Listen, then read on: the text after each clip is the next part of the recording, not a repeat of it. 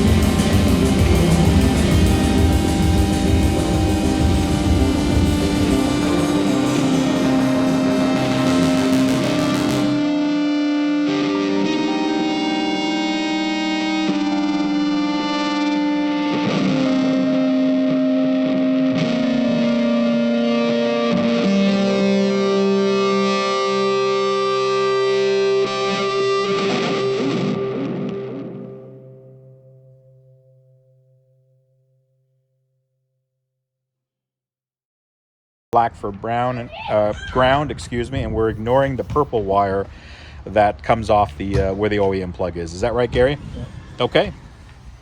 So we're just testing the power, and Gary's going to turn them on. So go for it, man. So they do this little warm up, and then there you see, they're on.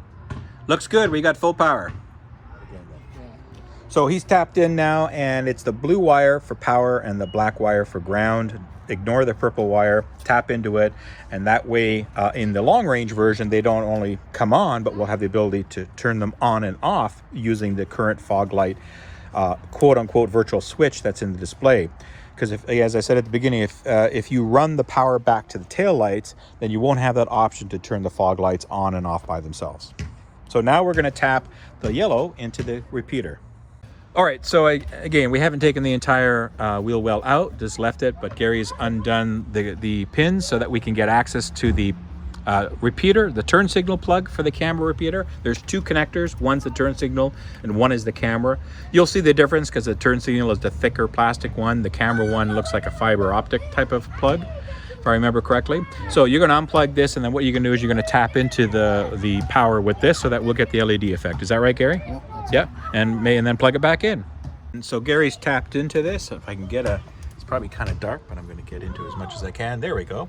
So these are your standard taps. Just tap into, and what wire did you tap into, Gary? What color? This, bluish. The blue one again from the side turn signal. There's only two there. There's only black two. and blue. So black is ground, blue would be the power, and that'll give power to the LEDs, and we're going to test that in a sec. And then, so he's going to wrap it all up, tighten it all up, pack it up there so it's nice and neat, and then we'll put the liner back on and test it out. All right, so we're just checking now, and this is the main effect that I wanted, guys. So this is the LED effect. So not only do you get the solid white fogs that come on, but when you put your turn signals, they turn into these yellow LEDs. And I just lost the name of what that's called when they sequential. Thank you. See, when you get old, good thing you're a young guy, Gary. You know, you get old like me, you forget things. But that's the effect I wanted. And again, it's all about visibility. You know, these turn signals that are built into the Teslas are okay, but when the lights are on, these are really going to make a lot nicer impact for people to know that I'm turning in a certain direction. So that's the effect I wanted for. I will show you later on when it gets dark what they look like at night, but we're going to basically, Gary is just tightening everything up, wrapping the cables, tying them up, putting the liner back on, making sure everything's nice and neat and not going to be banging around. And then we're going to just basically rinse and repeat, do the same on the other side. So I'm not going to video that. But what I will do is I will come back when it gets dark in a few hours, and I'll show you what everything looks like with the in the night. It'll be pretty cool.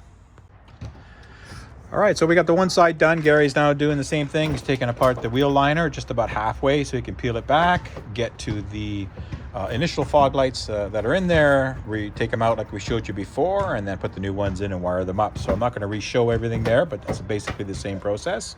Again, take your time. You might get a bunch of dirt and dust like poor Gary's seeing under there, because these Teslas like to collect, who knows what's underneath there sometimes. It's a mystery what you could find peeling back the plastic.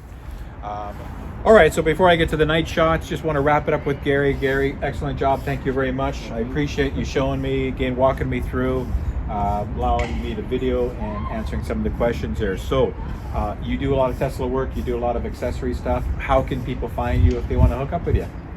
You can check out Instagram or Facebook. It's Electrified Auto. And if you want to send an email, electrifiedauto.to@gmail.com. Okay, and I'll have all that information in the show notes in case you didn't hear it too well, because Gary's a pretty soft-spoken guy. He's got a little baby, got to keep quiet, right? So I get it. You get into the habit, right, of talking inside voice, right? Yeah. Well, listen, thanks a lot. Check out the night shots and you'll see how cool it is.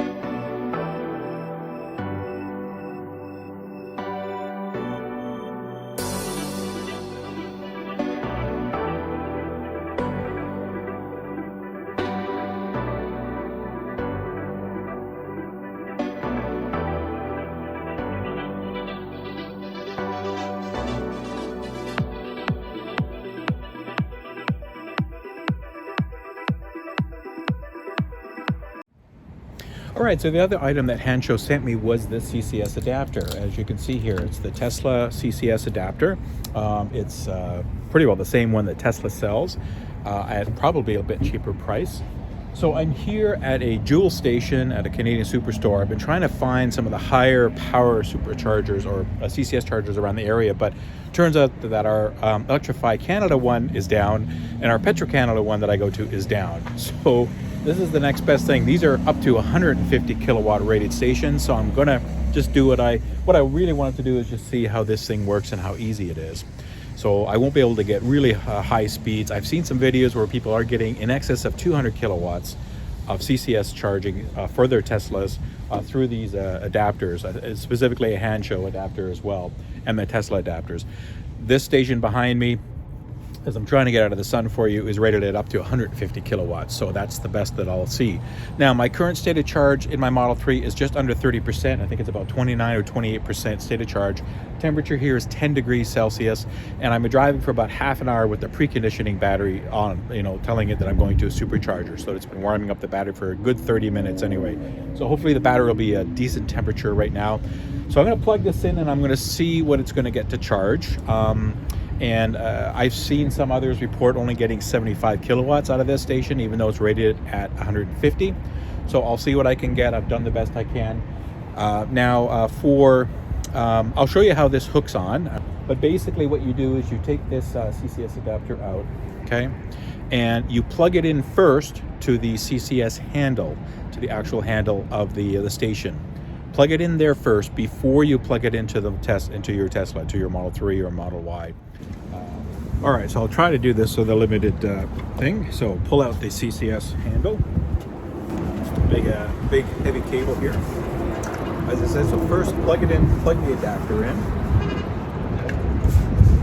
And I'm gonna make a nice clicking noise. There it is. You heard the click, so it's in. Then I'm going to begin charge. All right, so I didn't have it plugged in all the way. You have to push it in all the way, so until it bottoms out basically within here. I didn't have it in. I only had it in maybe a quarter inch out. So now I've authorized payment. Might be hard to see with the glare, and there we go. So now it started charging. And let's see what it's gonna pull. Here, it's at 27% state of charge. Let me see if I can get a better angle for you guys here, because the sun glares. It's that time of day. So 27% state of charge. And all right, so it's at 70 kilowatts right now that it's charging. Trying to get that glare down for you. So 70 kilowatts, okay. It's gonna do at 70. But the main thing I wanted to do is see that it worked, and that it worked as seamlessly as it does for anything else. If you look at some of the other YouTube videos, some people that are using these EAs in the US, yeah, because this doesn't show a rate of charge here, just what you're charging. Let me just see if it gives it. Oh, it does. There we go. Okay, so yeah, 72.8 kilowatts according to this of what I'm pulling. So if you can read that. Sorry again about the sunshine glare. Just that time of day, and I have to pick one that faces the west. And that's where the sun's setting, and it's open here. So okay, so 73. So it is picking up a bit. Again, I probably won't get much more than 75, as I said, based on what this is what vehicle power is demanding. So maybe something in the Tesla software is just limiting it to that based on these stations. I don't know, but that's okay. This would do in a pinch. So this is again one of the Joule. Let me go the other way. These are the Joule park and charges. They are newest stations. They just opened up a couple of months ago here at some of the Canadian supercenters in Southern Ontario. So I have not tried these guys before. But again, it's good to see that it's working. It's hanging in at 73 kilowatts there. I really wanted to just show that it works. As you can see, nice green light flashing. It's easy. You just got to make sure you push it in all the way until it bottoms out. It should only be, like a finger, just a finger gap there. I had it slightly about a quarter inch more. That's it. Now, I've heard that sometimes in the summer, it might be hard to disconnect these from the handle because they get warm, they heat up. And of course, plastic expands. It's cool now. It's only 10 degrees or 9 degrees C. And the battery, again, was preconditioned a bit. I'm up to 73.4 kilowatts now, pulling there. So you have to give yourself a little extra time to try to unclip this from the handle once you're disengaged. But that's it, works well. So great job on Hansshow for building this product. I believe it's a little cheaper than the Tesla product, so you can check them out. But I have seen videos where these have pulled in excess of 200 kilowatts, even 220 kilowatts. So they are capable of going faster. All right, so thanks very much for watching this edition of my Tesla Timeout. Just a quick note, to get that adapter off of the handle, you kind of have to just grab the handle and then grab the adapter and kind of wiggle it back and forth. Just shake it and then slowly it will come out, because it is a tight fit in there. So you just kind of have to wiggle it and slowly they'll pull apart. So just some words of advice. So anyway, thanks again, Hansshow, for sending me this stuff. You'll see a discount coupon, 25% right now, discount, big time discount that they're offering. So check it out, use my code. Everything's in the show notes and the discount code is here. Again, thanks, Hansshow, and until the next time, I'll see you guys when I see you. Take care and bye-bye.